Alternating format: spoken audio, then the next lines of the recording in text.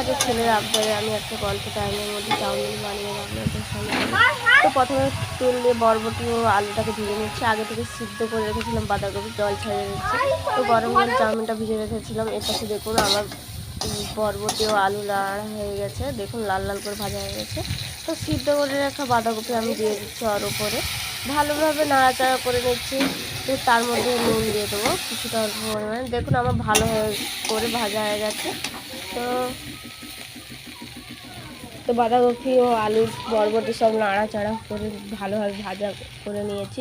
তো তেলে দিয়ে তারপরে চাউমিনটা সিদ্ধ করে রাখা চাউমিন দিয়ে দিচ্ছি, তার উপরে সয়া সস দিয়ে দিচ্ছি। ভালোভাবে সব সয়া সস দিয়ে নাড়াচাড়া করে নেবো। তো আমার যদি ভিডিও ভালো লেগে থাকে তো সাবস্ক্রাইব, লাইক ও ফলো করবেন। তো দেখুন আমার নাড়াচাড়া হয়ে গেছে, তার মধ্যে নুন দিয়ে দিচ্ছি স্বাদ মতো।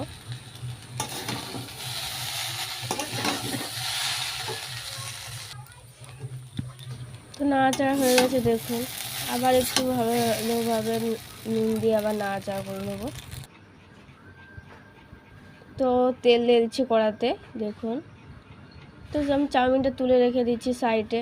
তো আমি তার মধ্যে নুন দিয়ে পেঁয়াজ টমেটো কুচিয়ে তেলের উপরে দিয়েছি, ভালোভাবে নাড়াচাড়া করে নিচ্ছি। তো আমি চাউমিন মশলা মাখিয়ে নিচ্ছি, আপনারা চাইলে নাও দিতে পারেন, আমি দিয়ে দিচ্ছি। তো আমি পেঁয়াজ টমেটো আমার এপাশে ভাজা হয়ে গেছে দেখুন ভালোভাবে। তো তার উপরে ডিম দিয়ে দেবো, আমি ডিম দিয়ে ভালোভাবে আবার নাড়াচাড়া করে ভেজে নেবো।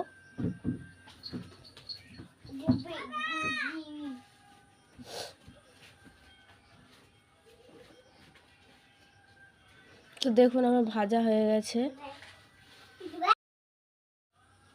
ভালোভাবে ভেজে নিয়েছি।